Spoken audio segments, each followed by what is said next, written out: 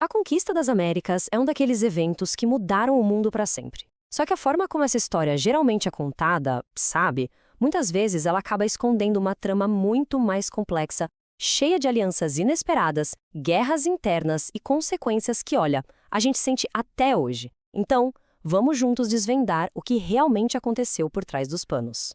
E para começar, vamos direto para a pergunta que não quer calar. Pensa na cena.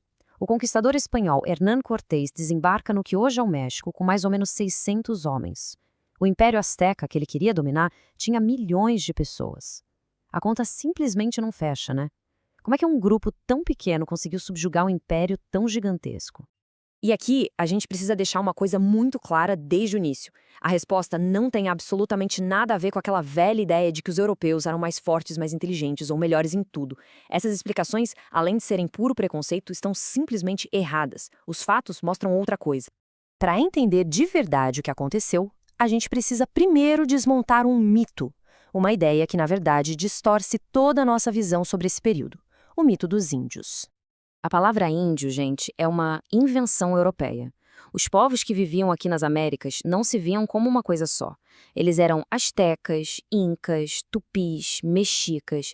Era uma diversidade imensa de nações, cada uma com sua cultura, sua língua, sua política.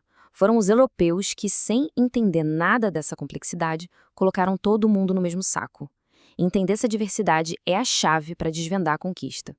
O contraste é gritante. De um lado, essa visão europeia super simplista de um povo único e primitivo. Do outro, a realidade. Impérios gigantes, cidades-estado, rivalidades políticas super complexas. Para ter uma ideia, a capital asteca, Tenochtitlan, era maior e mais bem organizada do que muitas cidades europeias da época. Foi nesse cenário complexo que tudo aconteceu. E é exatamente isso que nos leva à primeira grande peça desse quebra-cabeça.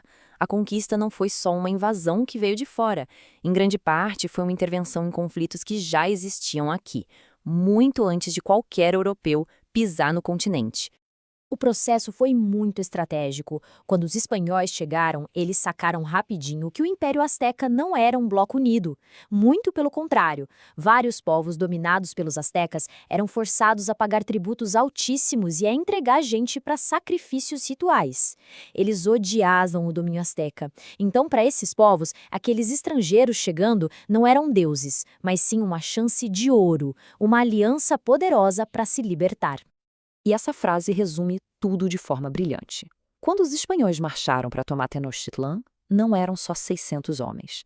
Eram 600 espanhóis e milhares, dezenas de milhares de aliados indígenas.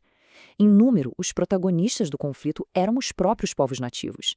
Eles se aliaram aos recém-chegados na esperança de derrubar um poder que eles consideravam opressor. Mas, claro, as alianças políticas são só uma parte da história.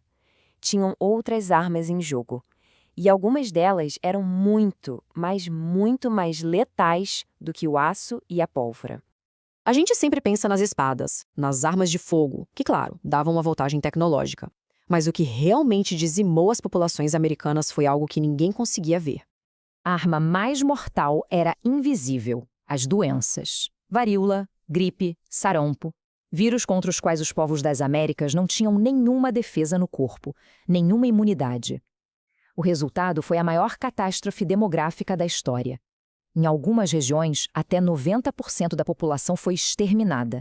Isso simplesmente aniquilou a capacidade de resistência de muita gente. E aí, junto com a conquista do corpo, veio a conquista da alma. Tente imaginar o impacto psicológico. Você vê seu povo morrendo de doenças que ninguém entende, enquanto os deuses dos invasores parecem estar vencendo. Isso criou uma trilha de fé profunda, que abriu caminho para a imposição do catolicismo, que se tornou um pilar fundamental da dominação colonial.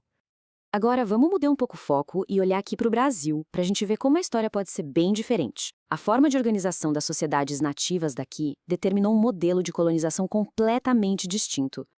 Olha só essa tabela, ela deixa a diferença bem clara. Na América Espanhola, você tinha impérios centralizados. A estratégia era como num jogo de xadrez. Você captura o rei, a capital e o sistema todo desmorona.